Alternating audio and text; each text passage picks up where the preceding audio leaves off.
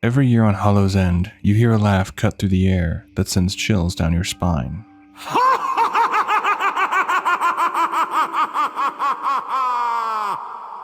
Few remember how the madness began. A paladin lost to grief, and the shadow that turned his sorrow to flame. This is the tale of the hand that beckoned death, and gave the horseman his name. The night had once been calm, 2 moons drifting in tandem through the quiet sky, their pale lights silvering the rooftops of a sleeping village. But the peace shattered like glass underfoot as fire surged through the eaves. Flames chewed through timber, casting long shadows down the narrow streets where townsfolk scrambled to flee with children in their arms and panic in their throats. The air itself seemed to crack open. Above the chaos, a figure loomed, suspended not by magic or mercy, but by dread. A black-clad rider hovered mid-air, astride a warhorse whose hooves blazed with ghostly fire. His armor was thick and rigid, dark as charged steel, every edge sharpened by war. A tattered cape snapped behind him, catching the wind like torn banners on a battlefield. But he wore no helm. There was no face, only a skull, wreathed in unholy fire, its grin carved deep and cruel into bone. He raised his sword and cried out in a voice that shook the rooftops. Prepare yourselves! The bells have tolled! Shelter your weak, your young, and your old! Each of you shall pay the final sum! Cry for mercy! The reckoning has come! They say he rides when the season turns and shadows lengthen. He speaks as if he were judge, jury, and executioner. But it is not justice that moves him.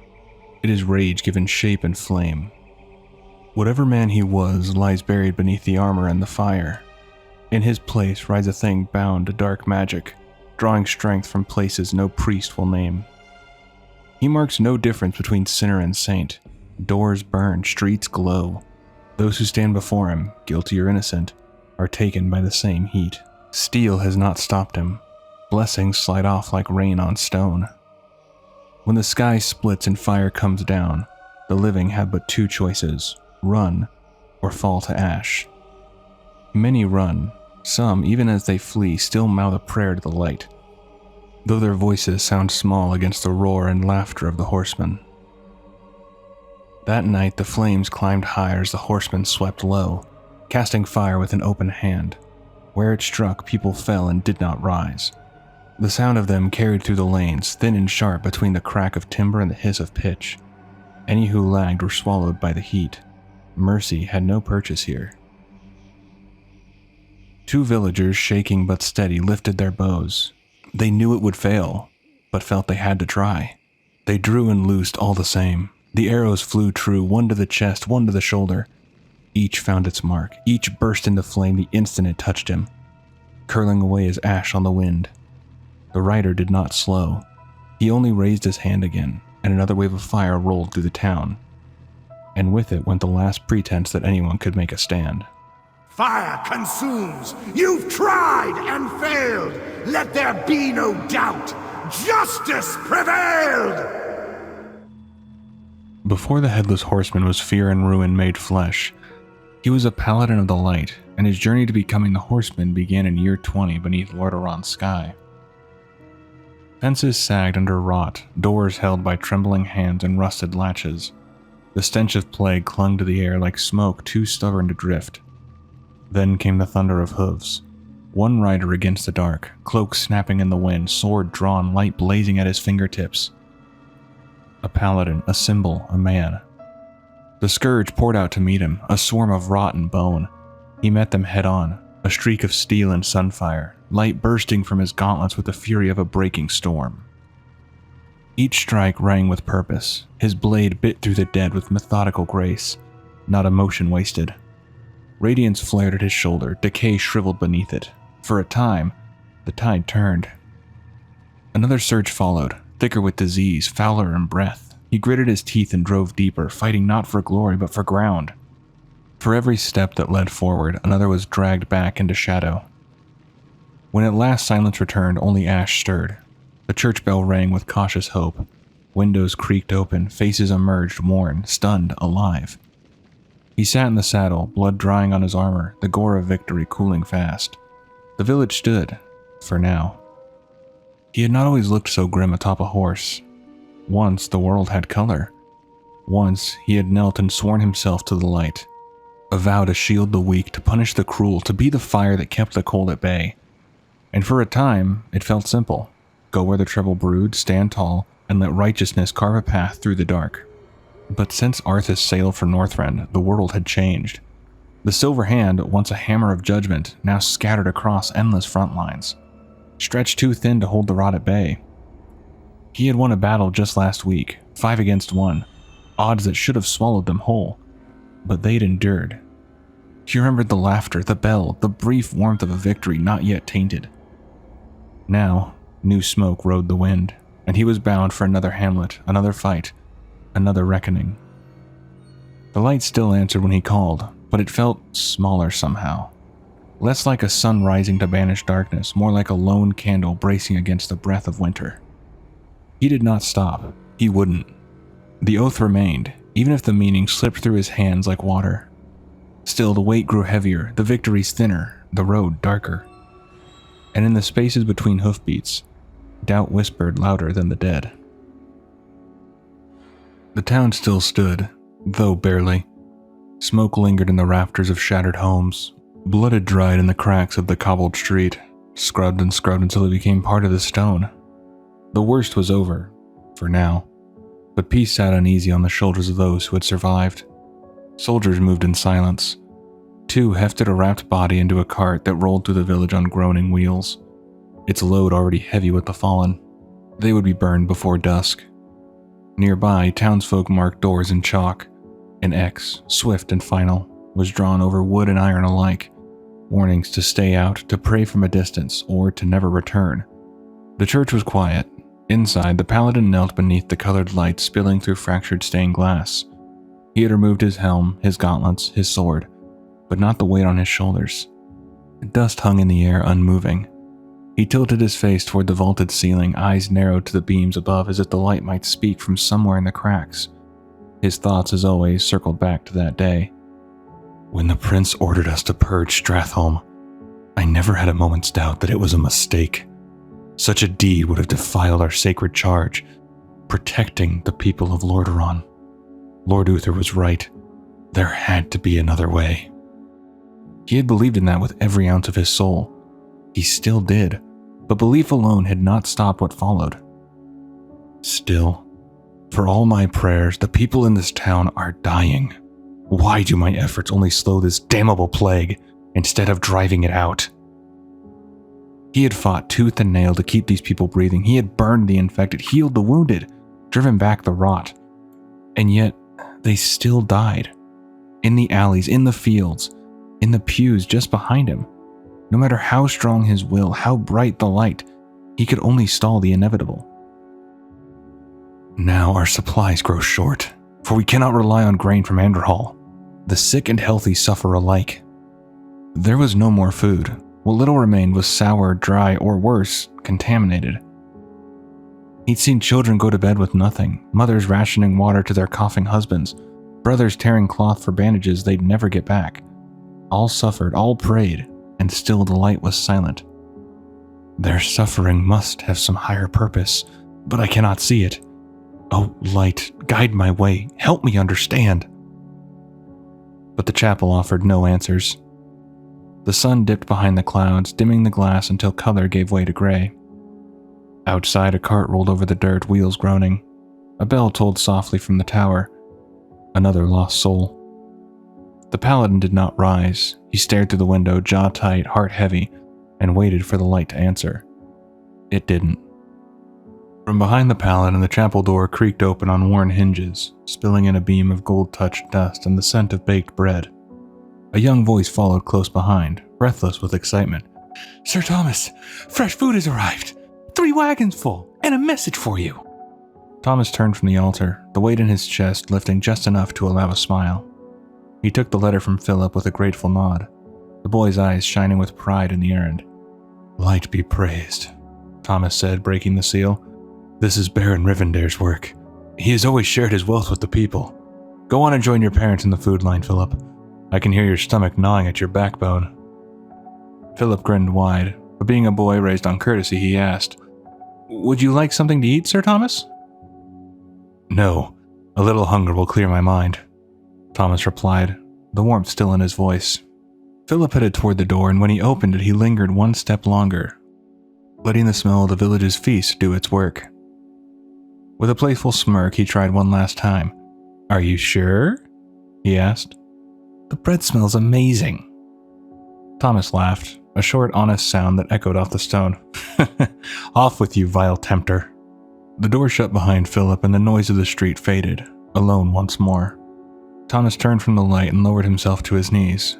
Hands clasped tight, he bowed his head to the altar, the smile gone now, replaced by something quieter, heavier. Please, holy light, he thought. Forgive your servant's doubts. A faith untested is a blade untempered. May this trial strengthen the people of Lordaeron and make us worthier agents of your loving purpose. No answer came, but he held the silence as sacred and whispered his prayer again. The chapel was dim, lit only by the trembling glow of a few half-burned candles. Their light danced against the walls, casting long shadows that shifted like breath. Thomas sat still beside the altar, his thoughts quiet, his spirit heavy. And then, something stirred beyond the stained glass window. A sound, faint but wrong. He rose, moving toward the light's edge, and peered through the fractured pane. What he saw wrecked him. His prayers, once offered in humility, twisted into something cruel, a mockery, a test not of faith but of endurance. This trial would indeed transform the townspeople, but not into worthier servants of the light. No, they had been claimed, mind and soul reshaped into mindless slaves of the Lich King's iron will. Philip stood just beyond the steps, his small frame swaying as if caught in an unseen tide. But his eyes, they were vacant, lifeless. The boy's skin had lost its warmth, and his jaw lolled open without a sound. He walked slowly toward the church, not with purpose, but with hunger. Behind him came the others, villagers Thomas had tended to, spoken with, prayed beside. Now they shuffled forward as husks of themselves. One was missing an arm, torn away at the elbow. Another's face had split, blood still wet along his brow. The line of them stretched back into the dark, silent and uncertain, drawn to the one man who had tried to save them. They were coming for him, not with rage, but with cold finality. A quiet certainty that the next breath he took might be his last, if he let it. But Sir Thomas would not go quietly. He had sworn to protect this town, and though its people now marched beneath the will of death, something of that oath still burned in him. He hated what had to be done, hated it down to his bones. But the choice had been taken from him. They were gone. What remained was the need to end their suffering. He burst from the chapel doors, sword grip tight in both hands, the cool metal trembling with the fury that coursed through him. As his boot struck the earth, he called the light into his flesh, into the blade, into the very air around him. Radiance surged through the weapon, and as he landed, he carved a wide arc through the dead that circled near, sending limbs and shadow flying in the same breath. But he knew this could not be drawn out. Mercy now meant swiftness. Clenching his jaw, Thomas lifted his blade high and looked to the heavens. One final reckoning, he whispered, not to the dead, but to the light itself. It answered. The sky opened and light came down, not as warmth, but as judgment. A pillar of searing power burst from the sword, erupting outward in a flash that drowned the square in holy fire. When the brilliance faded, silence followed. Where the town stood, only scorched stone and ash remained of its people. No undead stirred, no breath remained. Thomas fell to his knees. The blade slipped from his hands and stood buried in the earth. Hilt pointed skyward, as if still praying in his place. Around him lay the charred remnants of the people he had once sworn to protect. Neighbors, friends, children. Philip. Tears slipped down his face, wetting the ashes of those he fought to save. He stared at the ruin, the blood dried on his gauntlets, the silence that no light could cleanse. Later, when summoned to account for what had transpired, Thomas told them the truth. The town was lost. Nearly 1,000 souls had lived there. The light came to me, he said, voice steady but hollow. and I sent them to their final rest." He ended the report with a single sentence, spoken without ceremony. "The Baron has much to answer for." At the heart of the chapel, a long table lay draped in maps and candlelight, where decisions were made and fate sealed. Flames danced in iron sconces and chandeliers overhead, casting long shadows that crept across the walls like reaching fingers. On the map, villages were marked with red ink, some already crossed through, others circled in grim anticipation. Around the table stood the high voices of the Silver Hand, the Grand Crusader himself, Saidan Dothrahan at the head next to Thomas, Asilian stoic beside him, and Abendis silent and watchful with arms folded. Thomas stood before them recounting every detail, what he'd seen, what he'd done, and what had been lost. When he finished, Asilian studied the open letter left beside the map. His voice, when it came, was quiet but certain. There was no refuting the evidence. Rivendare had betrayed them. The letter was written in his own hand. Saidan's gaze swept the map, then narrowed.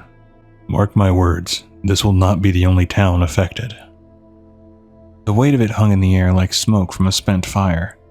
Abendis shifted his stance and added coldly that with every death, it meant another soldier joins the scourge.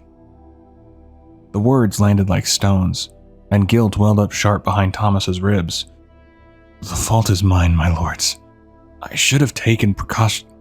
But his confession was cut short as Saidan stepped forward and placed a hand on his shoulder. He told Thomas he could not have known, and more than that, he should take comfort that this was not the end, informing Thomas that there were still paths ahead, already in motion. Alexandros Mograine had already departed for Ironforge. If fortune held, he would return with a weapon powerful enough to turn the tide. But Abendis reminded them that waiting on distant hopes was not enough. While they waited to see what comes of Mograine's venture to Ironforge, they needed to decide on a course of action.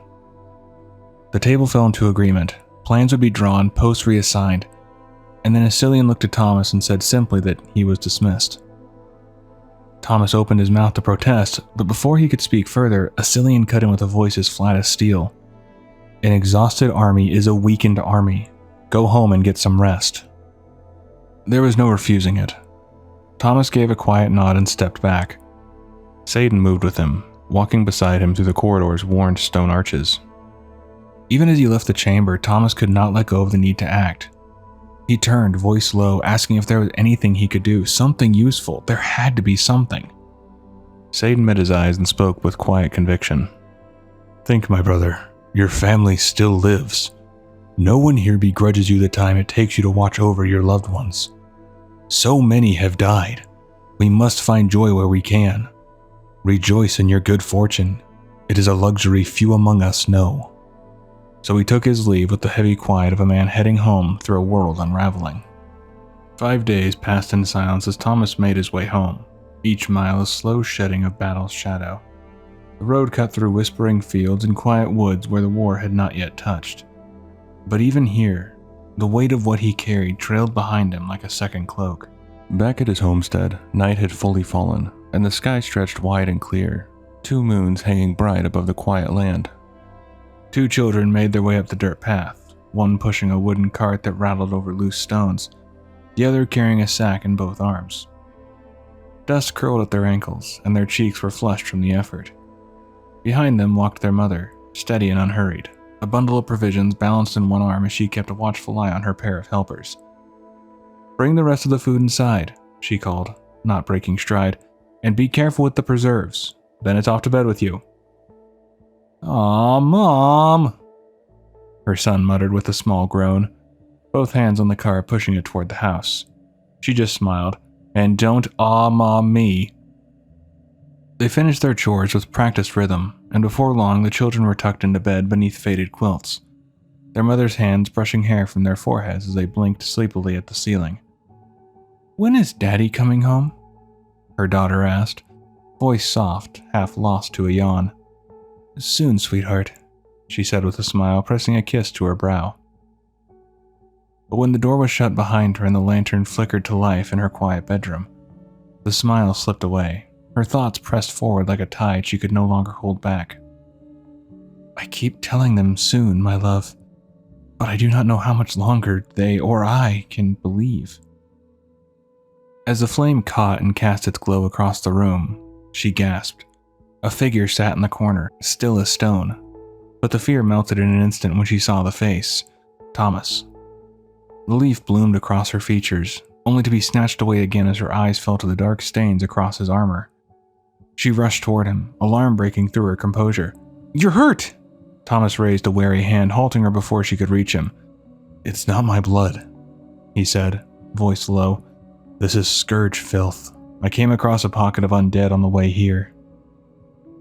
While she was curious, she said nothing. There would be time for questions later, but for now, he was home, and that was enough. Thomas sat still in the chair by their bed, armor half unbuckled, road dust clinging to the edges of his boots.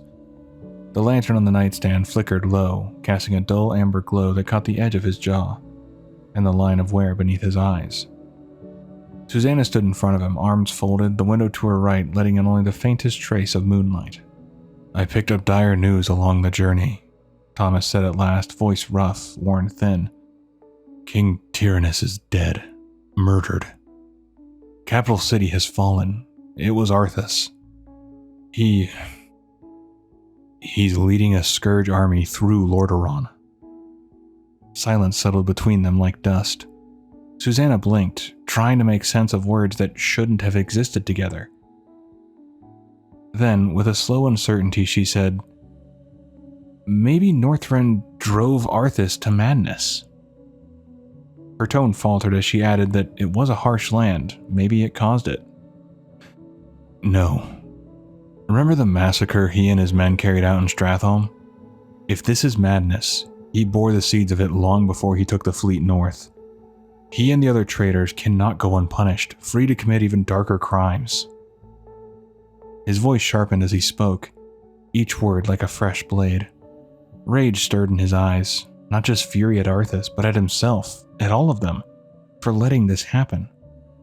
"Too many people have died, and worse yet, many have been forced into the Scourge's ranks." Susanna stepped forward and laid a steady hand on his shoulder. Her voice was soft but not pleading. "He is the man you once called brother. There must be someone in your order who can still get through to him." The room changed, the air shifted. Thomas snapped, turning toward her, voice ringing out like steel on stone. "Have you heard nothing I've said? Capital City is in ruins. He killed his own father." For a moment, he stayed frozen in place, breath shallow, eyes wide with grief, barely held in check. Then he turned and moved toward the door, the floor creaking beneath his boots. Just before stepping through the threshold, he paused, his voice gentler now, hollowed by what it had cost him to say it. "His motives no longer matter. His crimes are beyond forgiveness. He is the enemy, has been the enemy for some time now." Susanna didn't follow. She stood alone, framed in the pale light from the window, staring at her reflection in the darkened glass, worry and fear on her face. Thomas didn't see it. But as he walked into the night, the weight in his chest pressed heavier than armor. He couldn't shake the thought that he was the biggest fool of all, that maybe if they had opened their eyes sooner, it could have been prevented. 4 days passed in peace, though the air still carried the weight of things unspoken. The war had yet reached this patch of land, and in that borrowed quiet, Thomas sat with his children in the yard, beneath a sky streaked with amber light. The grass was warm beneath them, the wind soft, and for a while the world seemed small enough to hold. Joel and Gina sat cross-legged in the dirt, fiddling with the grass. Thomas's voice carried low but steady as he spun his tale, each word heavy with meaning not yet grasped by the children at his feet. Infuriated by the spoiled prince's carelessness, he began. The mysterious woman cursed him and his family. The king had fallen into an enchanted sleep, she told the prince. Retrieve the sword from the lake or he will die in 3 days' time. You will have until sunset on the 3rd day. Joel and Gina leaned closer, eyes wide. The spoiled prince waded into the lake, but something nipped at his toes, and he jumped out. He soon discovered that the lake was now full of man-eating fish. The mysterious old woman made it clear that the prince had to retrieve the sword alone and unaided. For the next 2 days, he tried everything he could think of to get the sword out of the lake. He tried fishing it out, but the hook was too small, and the sword was too heavy. He wrapped pieces of meat in cloth and leather and threw them into the lake. But the hungry fish gnawed through the material in seconds. There were so many fish, and no matter how much he fed them, they were always hungry for more. The lake was deep, and heavy armor was out of the question, as he would sink and drown. Finally, the desperate prince knew he had to take action or his father would die. So he wrapped himself up in leather as best he could and he dove into the lake. The fish attacked him immediately, yet he kept swimming as quickly as he could. Wounded and growing weaker, he grabbed the sword. Up he swam, sword in hand, fighting for every inch as the fish bit and tore at him. At last, in agony, he reached the surface and threw the sword to safety on the shore, just before the fish pulled him under for the last time. The king was saved, the curse unmade. The prince's blood, his sin had paid. For a moment, only the wind spoke. Joel looked up, frowning, his voice uncertain. What does it mean? His voice, when it came, held the weight of hard-earned conviction. You asked why Prince Arthas did those bad things. He did them because they were the easy choices. It would have been much harder to stay and fight for Lordaeron. Good people have died doing just that. But no one said following the light would be easy. It's hard to be selfless and honorable. It's hard to fight the good fight. If it weren't hard, it wouldn't be heroic. The words hung in the air, heavier than before. Joel said nothing, and neither did Gina. But their eyes lingered on their father a little longer. Later that night, with the children asleep and the house quiet, the fire crackled low beside them, casting long, flickering shadows across the walls. Thomas stood across from Susanna, the harsh glow catching the edges of her hair and softening the road-worn lines of his face. In his hand, the letter hung. He didn't ease into it, he told her the truth. She had to take the children and leave. There was a land called Kalimdor far across the sea, where a powerful sorceress named Jaina Proudmoore could protect them. With her father ruling Kultiris, there was hope for sanctuary, safety, distance from the scourge. It was the only path left. Susanna's expression hardened, her voice rose with disbelief. I've never even heard of this land called Kalimdor. It sounds like one of those wild stories you tell the children. Thomas held her gaze, his voice low but pleading. Lordaeron is growing dangerous. You and the children would be safer under Lady Proudmoore's protection. Her eyes searched his face, softening for a moment. Then come with us. He shook his head. You know I cannot. No matter how many ships Kultiris sends, there won't be enough space for everyone. The Silver Hand must protect those left behind. With the mighty sword Ashbringer, High Lord Mograine has been taking down the Scourge's numbers. The tide of battle is turning. With Lord Uther and High Lord Mograine to lead us, we will surely drive the undead from our land. In the meantime, I need to know you are safe. She took the letter from his hand, her eyes scanning the words as the fire popped next to her. Then, without a word, she turned and cast the parchment into the flames. Thomas's hand snapped forward to catch it, but too late. It was already gone, curling, blackening, reduced to ash in the space between heartbeats. He looked at her, stunned. Her own eyes were wet now, gleaming with quiet defiance. I know you too well. You worry about everyone except yourself, she said, her voice shaking. If we left for Kalimdor, we would never see you again, would we? She took one step closer. If you stay, my love, we all stay. The fire whispered next to them, shadows dancing over the walls as they stepped into each other's arms. Not out of victory, not out of peace, but because in a world unraveling, this moment was the only thing they could still choose, and together they chose it. The sun had barely cleared the treetops when the rider came, dust trailing behind his horse like smoke. He bore the Silver Hand tabard and a face creased by travel and news that left no room for ceremony. His words were swift, grim. Many had been killed in the night. Thomas could only ask if the rider was certain. Even as the words left him, he hardly believed them, and still less the answer he received. When the rider left, Thomas stepped back into the house and returned moments later with his sword and a sharpening stone, settling in near the porch on a tree stump, and with the thought that the world around him felt suddenly brittle. From morning until early afternoon, he sat alone with the blade, sharpening again and again. The rhythmic rasp of steel meeting stone carried through the yard, an unspoken drumbeat of dread. Fear was carved plain across his face, though he never flinched. His movements were steady, almost mechanical, as if somewhere inside him the repetition might hold off the horror. Maybe, if the edge was just right, it could make a difference. Maybe this was all still some terrible dream. But it wasn't. This was reality, his new reality. He just couldn't believe it. By the time the sun had climbed past its peak, Susanna could take no more. She stepped outside, voice breaking the stillness like shattered glass. She begged him to stop, pleaded for him to speak, to tell her what had happened, what was wrong. Thomas didn't look up. He said only that he needed to keep sharpening. She stepped closer, her voice trembling now. "You've been sharpening your sword for hours," she said. "You're scaring the children. And me." The sharpening stone halted for the first time all day. But Thomas said nothing, not yet. The truth weighed too much for words.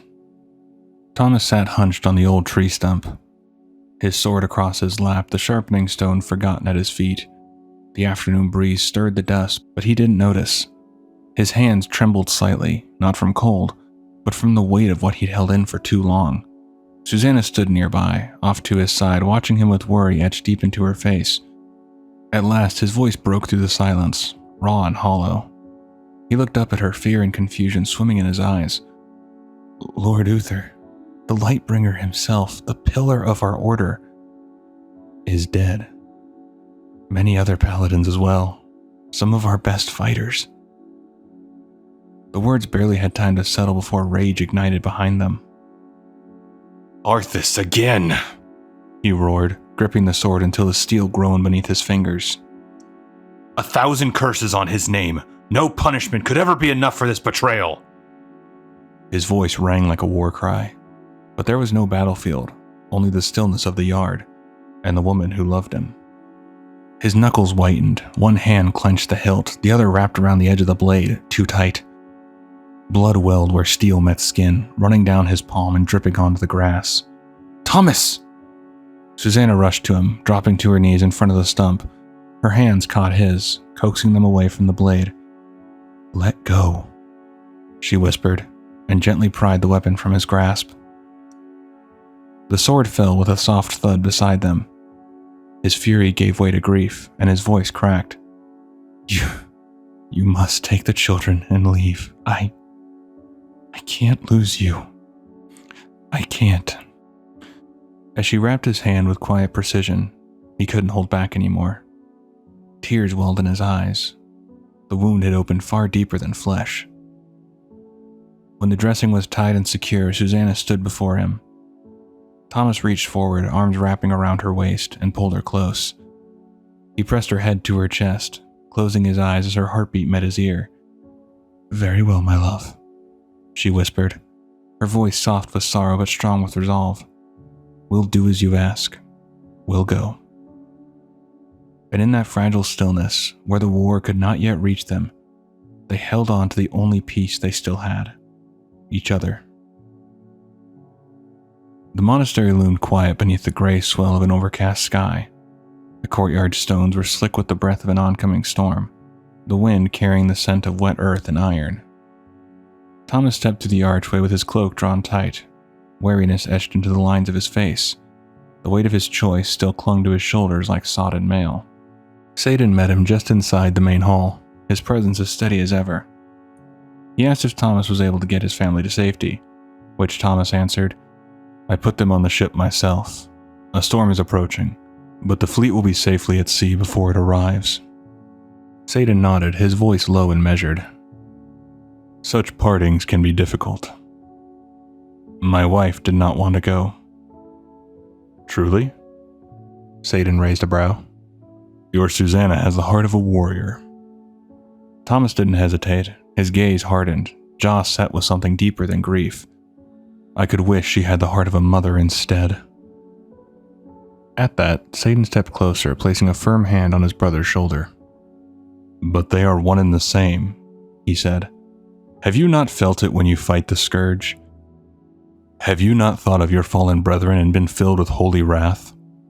Wouldn't any man reach with righteous fury to an evil that threatened his loved ones?" He clenched his fists, eyes narrowing. "We fight hardest to protect what we love the most." Thomas looked away, the storm wind beginning to whisper through the high window slats. "Yes, I suppose you're right. I just want my family to be safe." "Of course you do," Satan said, a flicker of sympathy in his voice. "Still, we're never perfectly safe until we're dead, are we? And in these dread times, not even then." He turned then, cloak trailing behind him as he approached the war table near the altar, where a fresh map of the region lay unrolled and weighed with stone weights. His tone shifted, not unkind but sharpened by purpose. "On that note, brother, let us speak of the future." Many of the Order's mightiest had fallen, champions of the light who once stood as beacons across Lordaeron's war-torn fields. But still the ragged knights of the Silver Hand endured, their banners frayed, their ranks thinned, yet their resolve held fast against the darkness. The forces of the Lich King showed no signs of relenting, sweeping through the kingdom like a tide of ice and rot. Village by village, grave by grave, the dead clawed forward. For 4 long years the paladins held their ground. They fought not for glory but for survival, and for one another. And they remained united not by creed alone, but by the unshakable will of one man, a great man, High Lord Alexandros Mograine. It was his strength that bound them, his voice that rallied them, his blade, Ashbringer, that turned the tide more than once.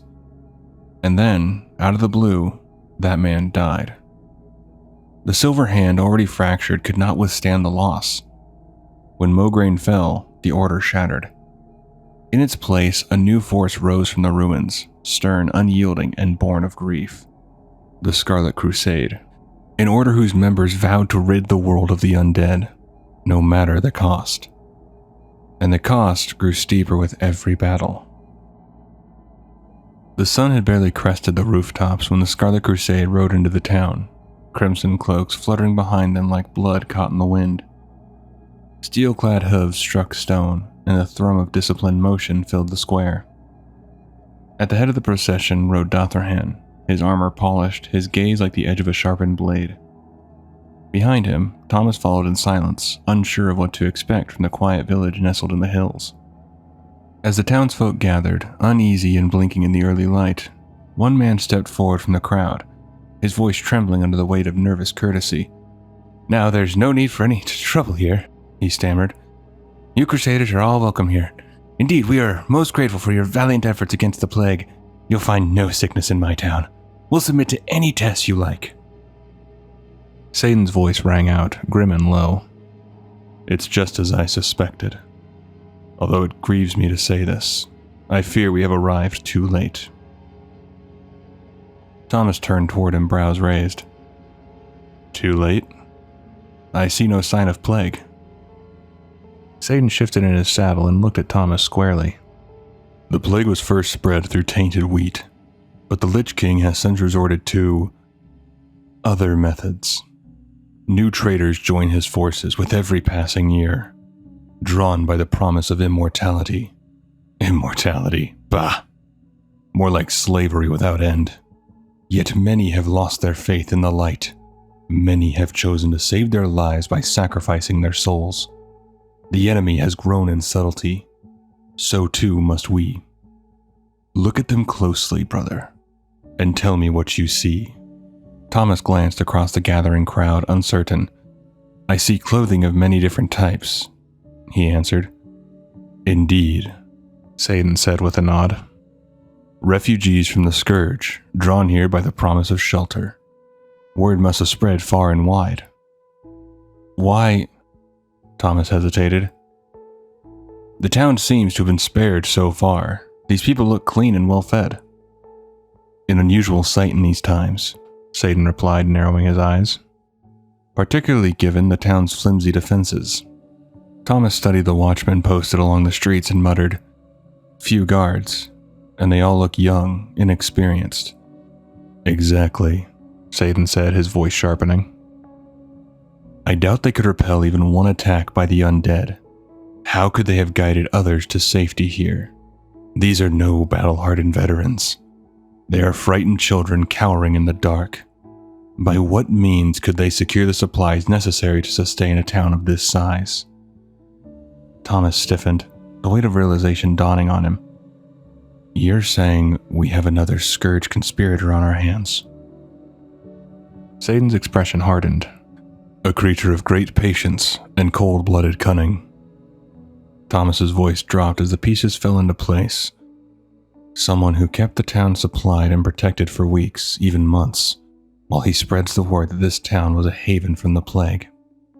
He was waiting for the town to reach critical mass, all while plotting to unleash the plague. Yes, Thomas, and given the size of this town, there can be no doubt that the process is already in motion. Thomas leaned forward in his saddle, guilt flooding his voice. I am a fool. Satan guided his horse closer, placing a steady hand on Thomas's shoulder. You are human. You suffered the consequences of Rivendare's betrayal firsthand, and you found it difficult to face that pain a second time. It's only natural. Thomas looked up at him, something shifting behind his eyes.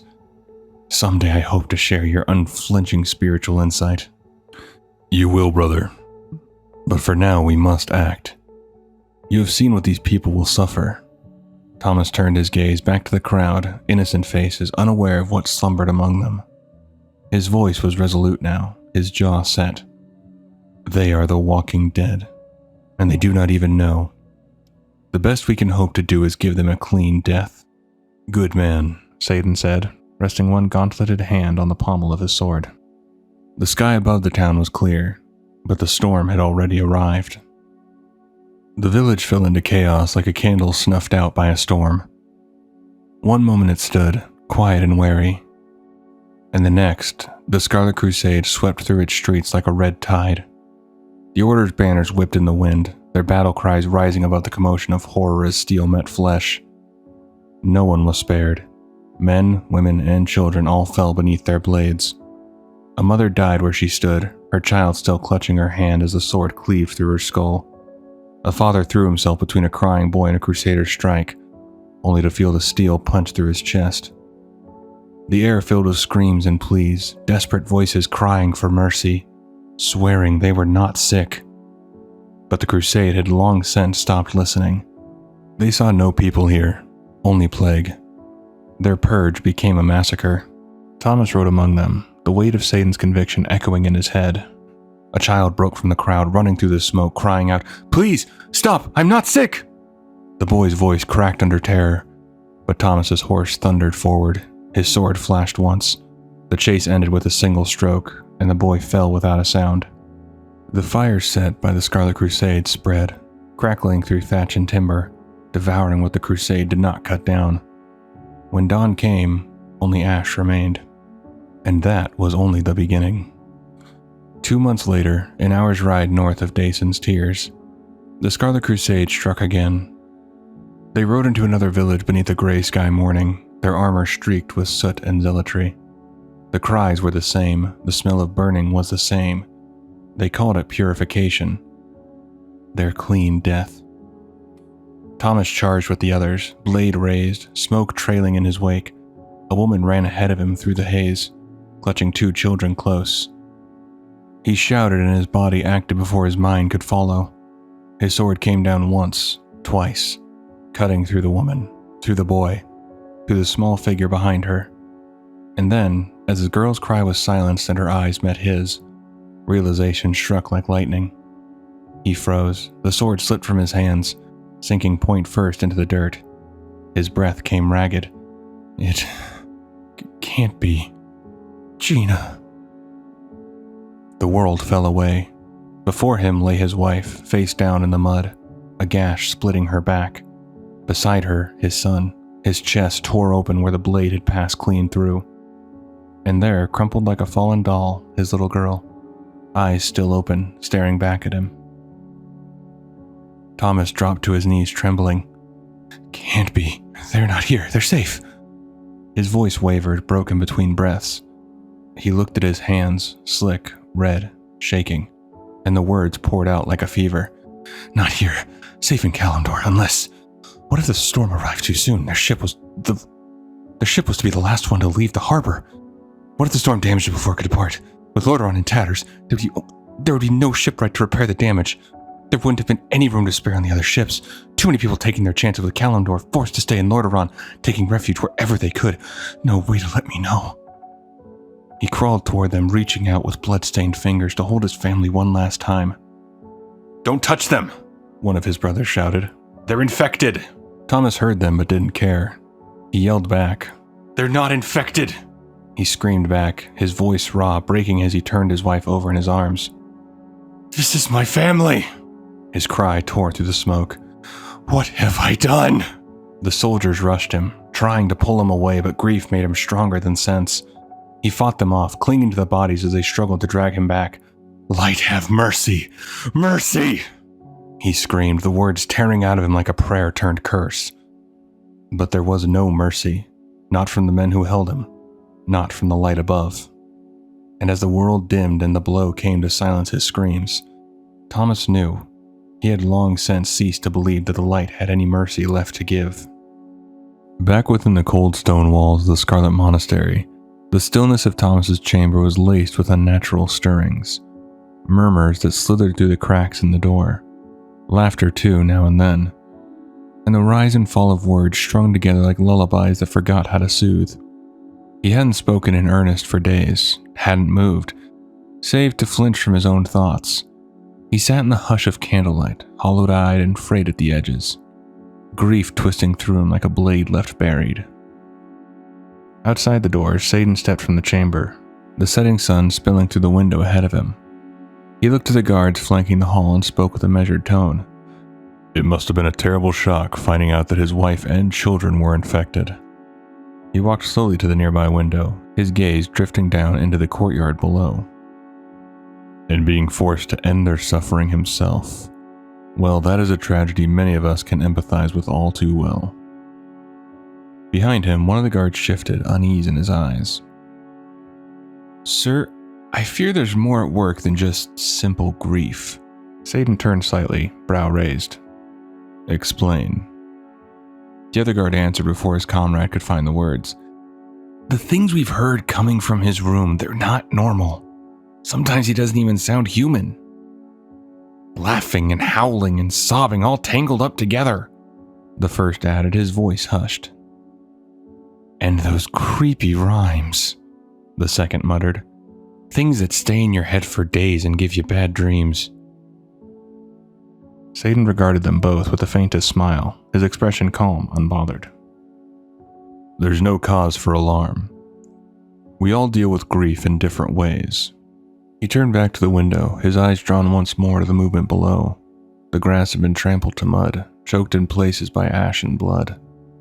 2 bodies hung from the crooked tree at the center, one turning slowly in the wind, the other cleaved from the chest down, ribs like splintered wood jutting toward the darkening sky. But the dead were not yet finished with this place. The field swarmed with motion as the Scarlet Crusade clashed with the Scourge. Crusaders moved in tight ranks, blades flashing with practiced zeal, tabards streaked red and black. Ghouls surged through the mist like starving dogs, leaping onto armored men and dragging them down into the soil. One knight screamed as teeth found his neck, his voice lost beneath the wet crunch of bone. Steel rang, spells cracked, limbs flew like leaves in a storm. But that was not the focus of Satan's thoughts. Today is Hallow's end, he said softly, and we must keep Lordaeron's traditions alive even in the midst of this struggle. What else, after all, are we fighting for? The guards exchanged glances as Satan continued. In this case, of course, I refer to the Wicker Man. Ah, I surprise you. I take it you two never spent Hallow's End near Capital City? Then you missed quite a sight. A giant straw effigy that people all over Lordaeron came to see. It was said that if you threw a branch onto the Wicker Man's fire, you could burn away whatever you didn't want to take with you into winter. Fears, sorrows, old loves, and new hates, you could put them all behind you. His eyes gleamed as he watched the Crusaders below. Yes, The more I think on it, the more certain I am. Hallow's end will be the end of Thomas's suffering. It's the perfect time to remember loved ones we have lost, and to let their memories go. Behind him, the guards fell silent, and in the chamber beyond the door, the broken muttering of a man unmoored from himself carried on through the stone. And so, with soft words and a hardened smile, the Grand Crusader persuaded Thomas to return to the field. Lordaeron, he said, needed its heroes. And Thomas, weary and hollowed by loss, answered the call to fight off the scourge near the monastery. The battle that followed was fierce. Steel clashed beneath a sky blackened by smoke, and the shrieks of the scourge echoed across the blood-slicked stone. Thomas charged into the fray with wild abandon, his blade flashing with the fury of a man who no longer feared death. When his frenzied attacks drew the attention of a wave of undead, the Scarlet Crusaders surged to his side, ready to defend their comrade, only to learn too late that he was no longer their comrade at all. Without hesitation, Thomas drove his sword through the chest of a fellow Crusader, burying it to the hilt. He turned with a twisted grin, eyes alight with something unholy, and laughed, a sound that barely belonged to a man. The laughter spilled into rhyme as he carved through friend and foe alike. Duped for far too long by lies, I see you now through clearer eyes. Infected all, you too shall fall. The light win out through your demise. Limbs fell, screams followed, his blade moved without pause, severing arms, opening throats, cutting down those who only moments before had stood at his side. I'll make this land a funeral pyre, and end your curse with cleansing fire! He howled, swinging wide, the tip of his blade trailing sparks as blood soaked the earth beneath him. And then, in a single flash of steel, it ended. A soldier broke from the chaos behind him and cleaved Thomas's head clean from his shoulders, the body collapsing mid-rhyme. His rampage was over. The Scarlet Crusade had been forced to put down one of its own. That night, silence hung heavy in the halls of the Scarlet Monastery. Outside Thomas's chamber, Satan stood with hands folded behind his back, his voice composed and calm. I'll prepare Thomas's body for burning. Although his mind was shattered by grief, he fought bravely for our cause. Remember him in your prayers. But within these blood-stained walls, the prayers of the Scarlet Crusade had become an obscenity. Their deeds, merciless and unrelenting, had long since twisted into a violation of the very light they claimed to serve. Satan stepped inside, closing the chamber door behind him. The latch clicked shut. And then, the illusion faded. Flesh tore like parchment. Holy armor fell from shoulders now hunched and monstrous. Two great horns curled upward from a skull of pale gray, and glowing eyes flared beneath a brow not meant for man. The Grand Crusader was gone. In his place stood the truth, Balnazar, Dreadlord of the Nothrazim. Exactly as I'd hoped, he murmured, towering over the lifeless corpse. Humans, so weak and malleable. How you ever managed to oppose the Legion, I cannot fathom. You merely delayed the inevitable. He sat beside the body of Thomas, watching it as a craftsman might regard unfinished work. Arise, my dear brother. Feel the strength return to your limbs. Strength I give you freely to use as you will. Whatever your choices, I know they will serve my ends. He sliced open his own palm, letting thick, corrupted blood spill forth. It dripped onto the corpse below, dark, seething, full of ancient power. You will be one of my finest creations, a tribute to the Master, until the day he returns to crush Azeroth. The blood was enough. With a jolt, the body stirred. The air grew hot, then cracked with flame. Hooves struck the stone, igniting it beneath them, and a horse, wreathed in fire, rose into the air, carrying its rider with it. Eyes burned like twin furnaces, its mane and tail blazed like banners of war. Thomas was gone. In his place rode the horseman. He took flight without hesitation, fire trailing in his wake, his voice booming down upon a village already aflame. Scream, you dogs! Curse my name!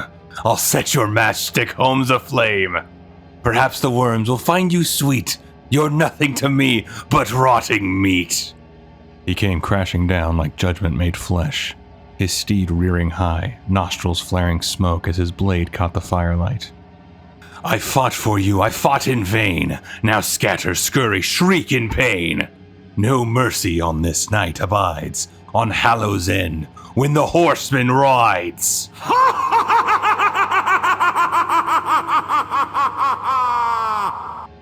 For years, he came with the turning of the season, a rider cloaked in fire and madness, his laughter rising above the roar of burning wood. When Hallow's end drew near and the veil between worlds grew thin, the horseman rode again. He called it cleansing. The towns he left in cinders called it something else. All across Azeroth, the people prepared. Buckets were filled, fire brigades assembled, and adventurers steeled themselves for the coming storm. Each year, blades were raised against the horseman's wrath, and each year, no matter how many times he was cut down, he returned. A maniacal laugh marked his passage. The crackle of flame marked his work. Always returning, always burning. Until he didn't. One year, the fires didn't come at all. Hallow's End passed in eerie quiet, and the horseman did not ride. Another year passed, then another still, and many began to believe he had finally been laid to rest. The world exhaled. But peace, like ash, never settles for long. It began with a book. A simple prayer tome, worn with use, kept by an orphan matron as a keepsake of a man long gone, Sir Thomas Thomson. But one day it moved. Not gently. It flung itself to the ground and cracked open, pages fluttering until one lay flat. Upon it, a single name was written, in some sort of spectral ink, the name of the adventurer who had once freed Thomas from his curse. They followed its call back to the place where it had all unraveled, the Scarlet Monastery. At the hill leading up to the monastery stood Thomas, no longer fire-wreathed, but no less haunted. He spoke with sorrow in his voice and shadow in his eyes. When he was freed from the curse, he had finally gotten to see his family. And for a time, it was perfect. But suddenly, Susanna was gone, as if she never existed. The monastery grounds crawled with restless spirits, fallen crusaders, innocent dead, shades caught in loops of memory and nightmare. Thomas believed one of them might hold a key, a whisper, a name, a fragment of truth that could lead him back to her. Shades drifted along the road, not silent, not at peace. Some paced as if still on duty, crusader tabards clinging to hollow forms. Others stood frozen in their final moments. A pair huddled near a tree, voices brittle with fear. One asked if they would be all right, the other gave no comfort, only the truth as they saw it. We're all going to die. Farther in, the memories grew sharper, crueler. A terrified mother sobbed as she reached for armored silhouettes, pleading that her children were with her. The crusaders didn't move. They were echoes, or perhaps executioners, caught in an eternal hesitation. Sir Thomas moved among them, jaw tight, eyes hard. But the ghosts were not content to pass in silence. One of them stepped forward with the bearing of a commander, broad-shouldered, proud, his voice sharp with hollow righteousness. The Grand Crusader, Satan himself. Or rather, what remained of the lie. The shade lashed out, forcing steel to answer steel. When it was cut down, Thomas spoke. Not to anyone, but perhaps to himself. How could I not see what he was? His hand hovered near his chest as if trying to still a storm beneath his ribs. Maybe I didn't want to. They reached the stairs. There, just before the monastery doors, she stood. Susanna. Thomas called her name, but she didn't answer. Her eyes held no warmth, only a sorrow that shimmered like frost. Then, her form twisted into a shade of guilt. It attacked with a fury born not of vengeance but accusation. When it fell, it did not curse or weep. It only said one thing. Murderer. Thomas froze. His breath hitched. He said he hadn't known. He couldn't have known. He said it again and again. Then he turned, stumbling forward to the archway heading behind the monastery. The dead did not sleep easily on the grounds of the Scarlet Monastery, even with the horseman buried and his vengeance stilled. Sir Thomas returned not as a weapon, but as a man, one reaching for whatever fragment of peace remained. At his side walked the outsider, drawn once more into the undertow of the Crusade's long shadow. They passed training shades along the path, flickering echoes of fallen crusaders locked in a war that no longer listened. Past them, near a fountain at the top of the hill, a strange glimmer stirred in the dark, and Thomas paused. Something about the stone nearby tugged at him, as if memory itself whispered from within it. Then she appeared, not a twisted shade, but a ghost that still held shape and light. His wife, Susanna. For a single breath, hope surged in him, but her voice shattered it just as fast, crying out that it was a trap. And it was. Darkness snapped around him before he could move. It took hold like a vice, a ritual already in motion. From the edge of the fountain stepped Jerome Hayton, once a crusader, now a zealot unmoored by madness. He believed the horseman was not a curse to be cured, but a weapon to be reborn.